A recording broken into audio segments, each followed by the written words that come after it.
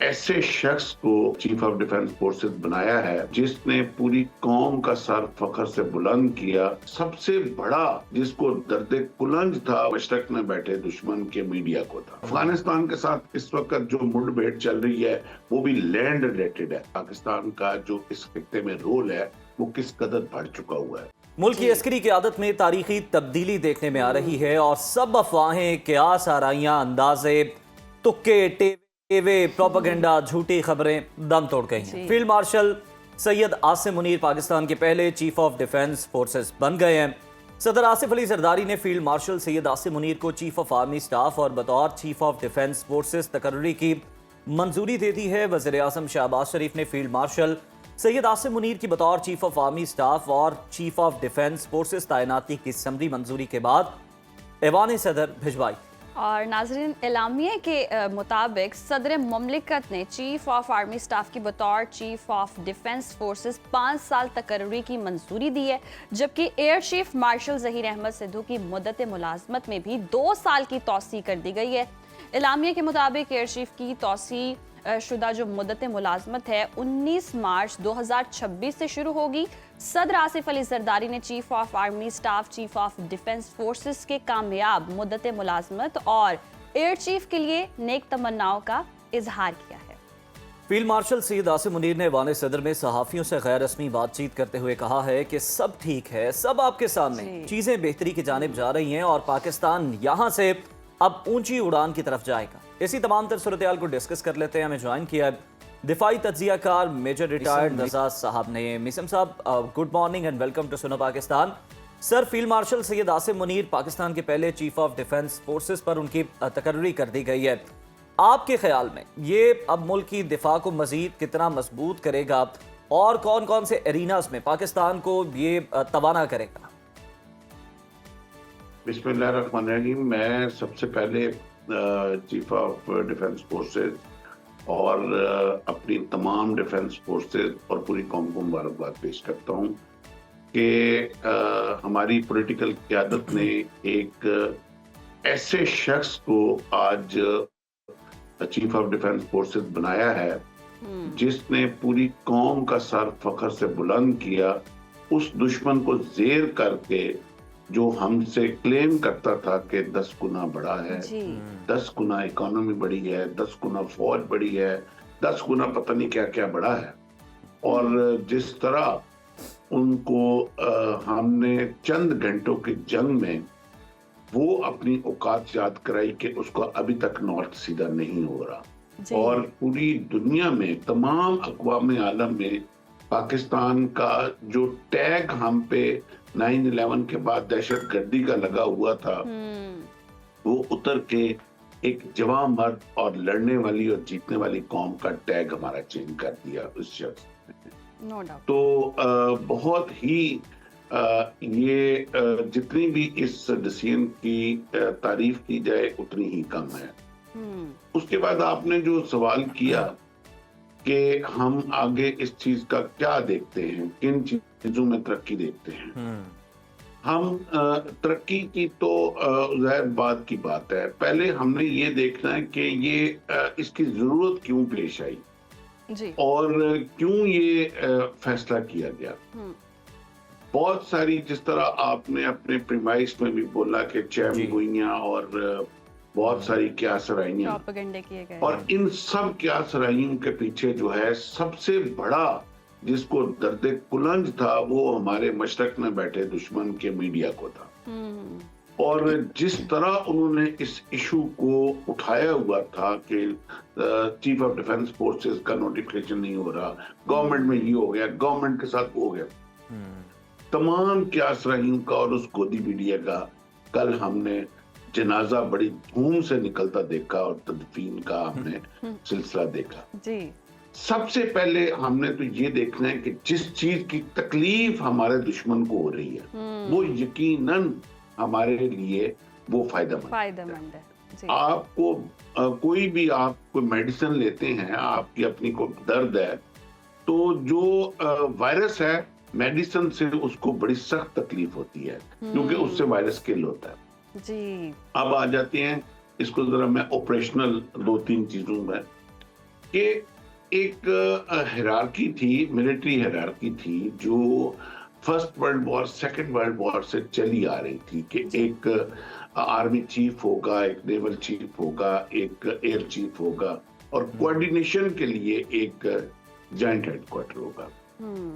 वो कोऑर्डिनेशन के लिए होगा। कमांड नहीं थी, सेंट्रल कमांड नहीं थी फोर्सेस की। और अब हालात उन वो बंदूक और बारूद वाली जंग से बहुत तब्दील हो चुके होंगे। आपने खुद अब देखा कि मई में जो जंग पाकिस्तान को सामना करना पड़ा, वो एक मल्टीपल डोमेन की वॉर थी।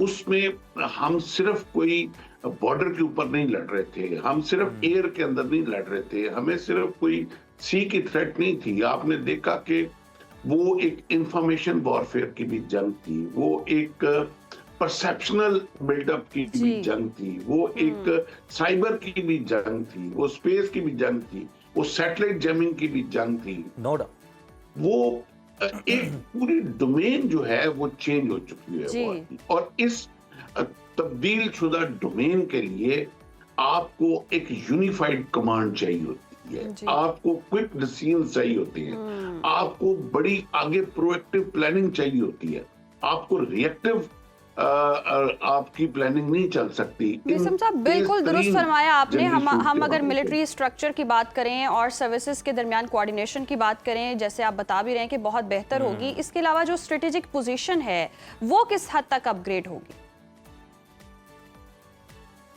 देखें, उससे सबसे बड़ा एडवांटेज जो है वो स्ट्रीमलाइन होगा हमारा जो डिसीजन मेकिंग है। ये एक स्ट्रेटेजिकली बहुत बड़ा एडवांटेज है हमें। और इंटीग्रेटेड जो हमारी रेगुलेटरी कमांड है, और specially being a nuclear state, इसमें बहुत ज्यादा अहम इसमें नुक्ता ये है कि बीइंग अ न्यूक्लियर स्टेट हमें स्ट्रेटेजिकली एक यूनिफाइड कमांड चाहिए थी। और इसको चेन ऑफ कमांड जो है उसको जितना सिंप्लीफाई हो बीइंग अ न्यूक्लियर स्टेट हमारे लिए।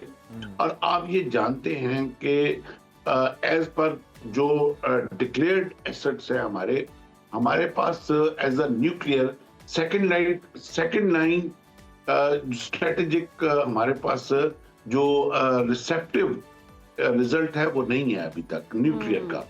और सेकंड लाइन स्ट्राइक कैपेबिलिटी हमारी जो है वो हमारी अभी तक डिक्लेयर्ड नहीं है।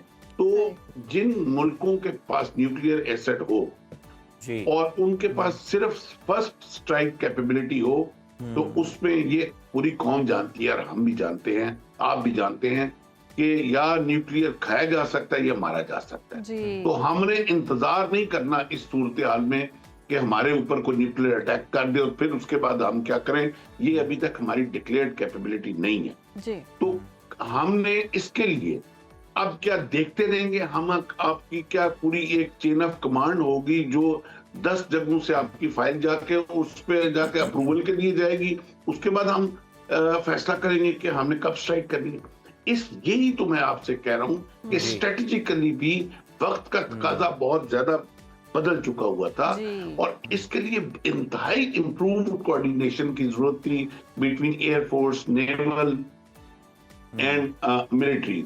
अच्छा, इसमें एक फैसला बड़ा अहम जो मैं आपके तवसत से सुनने वालों को बताता जाऊं जरूर कि why land forces commander has to be senior. देखें, ये जो हमारा खित्ता है ना, ये और जिन दुश्मनों के साथ हमारा पाला पड़ा हुआ है, इनका फैसला जो है वो हमारी जमीन के ऊपर होता है। ये वो ईरान और अमेरिका वाला नहीं है कि अमेरिका के स्टेल्थ F-35 आएंगे और वो उसके न्यूक्लियर साइट्स के ऊपर बॉम्बिंग करके वापस चले जाएंगे और उनका जो है जंग वो पूरी हो जाएगी। हमारी जो जंग के फैसले हैं और हमारी जो एक डिसीजन ऑफ बैटल फील्ड है वो लैंड के ऊपर होता है। कश्मीर हमारा एक लैंड का इशू है। उसके बाद और बहुत सारे इश्यूज रिलेटेड टू लैंड है हमारे दुश्मन के साथ। अफगानिस्तान के साथ इस वक्त जो मुठभेड़ चल रही है वो भी लैंड रिलेटेड है। तो डिसीजन मेकिंग जिस मुल्क का जिस बैटलफील्ड के अंदर डिसीजन मेकिंग होता है, उसका जो चीफ ऑफ डिफेंस स्टाफ या चीफ ऑफ डिफेंस फोर्सेस होता है वो उसका उस फोर्सेस का होता है। तो हमारा चूंकि ये रिलेटेड टू लैंड है तो it has to be land force commander to be CDF. बिल्कुल और एक मिसल point साहब, जो मैं आपने आपके दुरुस्त साथ- फरमाया कि मुल्क के दिफा के लिए ये किस कदर ज़रूरी है कि बड़ी फौज का सीडीएफ होना। ये आपने बड़े अच्छे अंदाज में समझाया। सर, अब जरा आप थोड़ा सा कैनवस को वसी करते हैं। अगर देखा जाए ना सिर्फ पाकिस्तान बल्कि चीफ ऑफ डिफेंस फोर्सेस का जो नया मनसब है, इसे रीजन के लिए, खित्ते के लिए पाकिस्तान की जो स्ट्रेटेजिक पोजीशन है किस हद तक अपग्रेड हो जाएगी इसके बाद?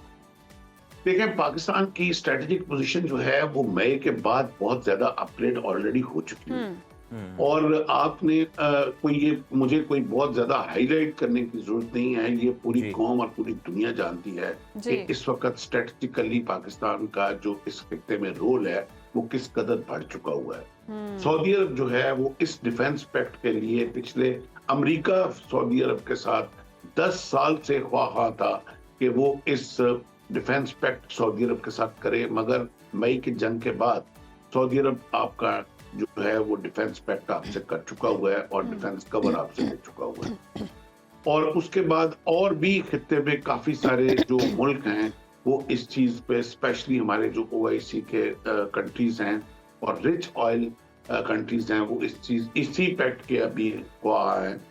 मगर हम भी ये बात जानते हैं कि जी। और उसके बाद बांग्लादेश के अंदर आप देखते हैं एक बहुत बड़ा जी। बिल्कुल, बांग्लादेश के साथ भी अब हमारे जो ताल्लुकात हैं वो बेहतर हो रहे हैं और ये भारत को खटक रहा है।